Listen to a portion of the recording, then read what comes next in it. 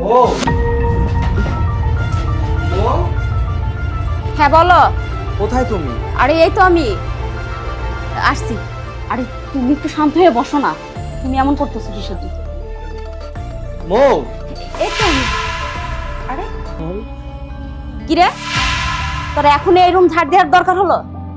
হ্যাঁ, তুই দেখতেছিস যে আমরা দুইজন গল্প করতেছি আর এর মাঝখানে এসে তুই এখন রুম ঝাড়ু দিতে শুরু করছিস। আপামনি, আমার সব রুম ঝাড়ু দেওয়া হয়ে গেছে, এই রুমটা বাকি ছিল, তাই ভাবছি এই রুমটা ঝাড়ু দিয়ে গোসল করতে যাবো। ও, সব রুম ঝাড়ু দেওয়া হয়ে গেছে আর এই রুমে ঢুকতে গেলে যে নক করে ঢুকতে হবে এটা তুই জানিস না? আমরা দুইজন মানুষ রুমের ভিতরে গল্প করছি না কি করছি সেটা জানার খুব ইচ্ছা ছিল তো না? দরজাটা খোলা ছিল তাই লেগেই ঢুকছি। আর আপামনি, বেয়াদবি মাফ করবেন, আপনি কিন্তু এই কামটা একদম ঠিক করতেছেন না। স্যার আপনার অনেক ভালোবাসে, মানুষটা অন্ধ, তারপরেও কতটা বিশ্বাস করে আপনারে, সেই মানুষটা এরকম দিনের পর দিন আপনি ঠকাইতে পারেন না। কি, তোর কাছ থেকে এখন আমাকে জ্ঞান নিতে হবে সামান্য একটা কাজের মেয়ের কাছ থেকে? এই, তুই এত বক বক না করে তুই তোর কাজটা করে এখান থেকে বের হ। আমার তো কাম এই বাড়ি কাম করা। আচ্ছা ঠিক আছে, আমি আমার কাম করি, আপনি আপনার কাম করেন। কথা না বেশি বলছিস, যা, তোর কোনো কাজ করা লাগবে না, বের হয়ে যা। আর একবার যদি বেশি কথা বলিস না তাহলে ঘাড় ধাক্কা দিয়ে বাড়ি থেকে বের করে দিব, তখন রাস্তায় ভিক্ষার থালা নিয়ে ভিক্ষা করবি। আসছে কাজের সময় ডিস্টার্ব করতে, যা এখন বের হ। তুমি এই সমস্ত কাজের লোক রাখো কেন? আরে কি বলো, কাজের লোক রাখবো না মানে? কাজের লোক না রাখলে আমি রান্না বান্না করবো, আমি কাজ করব, আমার চেহারা নষ্ট হয়ে যাবে না? আচ্ছা বাদ দাও তো কাজের মেয়ের কথা, আমাদের এই সুবর্ণ সুযোগটা হাতছাড়া করতে চাই না। আমরা সময়টা নষ্ট করতেছি কেন? চলো। ও ও হ্যাঁ বলো। কোথায় তুমি? আরে এই তো আমি আসছি। আরে তুমি একটু শান্ত হয়ে বসো না, তুমি এমন করতেছো কিসের জন্য? মৌ, এই তো আমি। আরে তুমি চলে আসছো? ডাক্তারে কি বললো?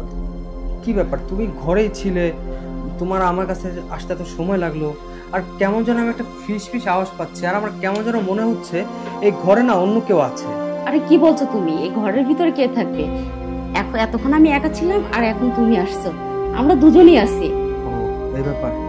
হ্যাঁ, ডাক্তারের কাছে গিয়েছিলাম, ডাক্তার আমাকে বললো আমি নাকি খুব দ্রুত চোখে দেখতে পাবো, 1 মাস পর একটা অপারেশন করবে, অপারেশন করলে আমার চোখ নাকি ঠিক হয়ে যাবে। তুমি জানো, ডাক্তার যখন আমাকে বললো আমি আবার চোখে দেখতে পাবো, আমার শুনে খুব খুশি হলাম। আমি তোমাকে আবার দেখতে পাবো, এই পৃথিবীর আলো দেখতে পাবো, আমার কি যে ভালো লাগছে। শুধু কি তোমার একা ভালো লাগছে? এই কথাটা শুনে আমারও তো ভালো লাগছে যে তুমি অনেকদিন পরে আবার চোখে দেখতে পাবে। হ্যাঁ, কি করবো বলো, বিদেশে কাজ করা অবস্থায় একটা ধারালো ব্লেড আমার চোখের উপরে পড়ে, তারপরে আমি আমার দৃষ্টিশক্তি হারিয়ে ফেলি। আমার মতো একটা অন্তকে নিয়ে তোমার খুব কষ্ট হচ্ছে, তাই না? আরে না না, কষ্ট হবে কেন? তোমার কাছেই তো আমার সব সুখ। এই যে তুমি একটা খুশির খবর দিলে, এটাতে আমি আরো আনন্দ পেয়ে গেছি। হ্যাঁ, যাক, তুমি খুশি হয়েছে এতে অনেক কিছু। আমার না প্রচন্ড টায়ার্ড লাগছে, তুমি কি আমাকে 1 গ্লাস পানি খাওয়াবে? আচ্ছা ঠিক আছে, তুমি বসো, আমি পানি নিয়ে আসছি। দাঁড়াও, শুধু কি পানি আনবে? তোমার ঘরে যে বয়ফ্রেন্ডটাকে ওখানে বসায় রাখছো তার কি করবে? তুমি দেখতে পাও? কি ভেবেছিস আমি অন্ধ? আমি চোখে দেখতে পাই না? আমি চোখে দেখতেও পাই, কানে শুনতেও পাই। এই লোকটাকে তুই দিনের পর দিন তুই বাড়িতে আনছিস, তুই আমারটা খাচ্ছিস, আমারটা পড়ছিস, আমারই বেডরুমে তুই অন্যকে পরপুষ্টে শুয়ে আছিস।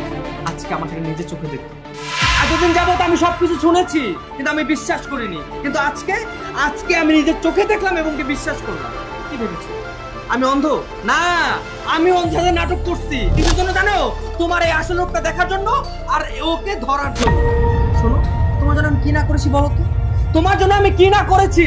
আমার বাড়ির কাজের মেয়েটা দিনের পর দিন আমাকে বলেছে যে ভাই, আপনার বউর চরিত্রে খুব সমস্যা আছে, আপনার বউ দিনের পর দিন বাড়িতে পরপুরুষ নিয়ে আসে।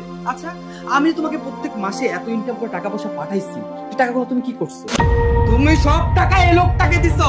আমি তোমাকে পরিশ্রম করে টাকা দেই, সেই টাকা তুমি ফুর্তি করো, সেই টাকা তুমি অন্য লোককে দাও, তাই না? এইসব করে তুমি আমাকে বিয়ে করছিলা। সুমি, হ্যাঁ সুমি, এই যে মেয়েটাকে দেখছো না, এই মেয়েটা আমার বাড়ির কাজের লোক হলেও তোমার চাইতে চরিত্র দিক দিয়ে অনেক ভালো।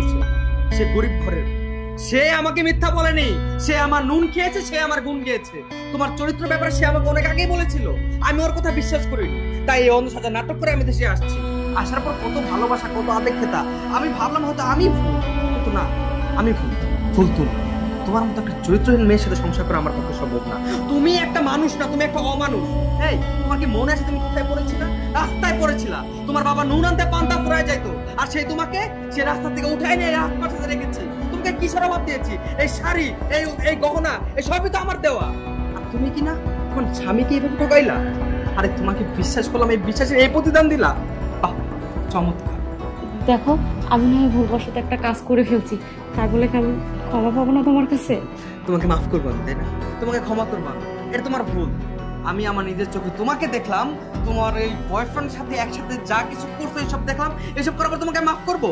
তোমাদের মতো মেয়েদের জন্য না আমাদের মতো প্রবাসীরা প্রবাসী মাটি থেকে শান্তি পায় না। তারা প্রবাসী মাটিতে দিনের পর দিন খাটে, আর তাদের বউরা অন্যের সাথে ডলাডলি করে, ফোস্টাফুস্টি করে।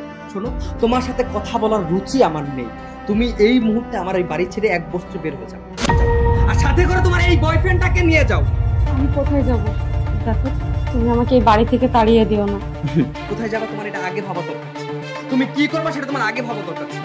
তুমি যে ভুল করতেছো, তুমি তোমার স্বামীকে ঠকাচ্ছ, সেটা তোমার আগে ভাবা দরকার ছিল। দেখো, তোমাকে আমি চাচ্ছি না তোমার গায়ে হাত দিয়ে তোমাকে ঘাড় ধাক্কা দিয়ে এবার থেকে বের করতে। তোমার শরীরটা নোংরা হয়ে গেছে। এই নোংরা শরীরে আমি আমার এই হাতটা স্পর্শ করতে চাচ্ছি। ভাইজানকে যে আপনি এইভাবে দিনের পর দিন ঠকাইছেন, আমি এটা সহ্য করতে পারি না। হ্যাঁ, আপনি প্রত্যেক কথা কন না আমি আপনার বাড়ি কাজের মাইয়া, আমার কাজ আমি করবো, এটাও আমার একটা কাজের মধ্যে পড়ে। কারণ কি জানেন, আপনাকে বাড়ির নুন খাইছি, আর যার নুন খাইছি তার এত বড় ক্ষতি হইতে তো আমি দিতে পারি না। এই মানুষটা আপনার জন্য এত কিছু করলো, আর আপনি এই মানুষটা এইভাবে ঠকাইলেন। আপনি যেভাবে ঠকাইছেন তারে আমি নিজের চোখে দেখছি। আমি সেটা সহ্য করতে পারি নাই দেখে আমি স্যারকে সবকিছু বলছি, তারপরেও সে বিশ্বাস করে নাই। তারপরে নিজের চোখে আজকে সে দেখে আপনি কত বড় নীচ আর চরিত্রহীন। আমার একটা কথা শোনো। এই, তুই বের হ। যা। ওই, যা। স্যার, আমার না অনেক ভয় লাগতেছে। এখন মনে কি দিয়ে কি করে ফেলা, আমার যদি কোনো ক্ষতি করে, আমার তো কেউ নাই, আমারই কেটে দেখবো কোন। এই, কিসের ক্ষতি করবে সে? আমি তোর ভাই, আমি আছি না?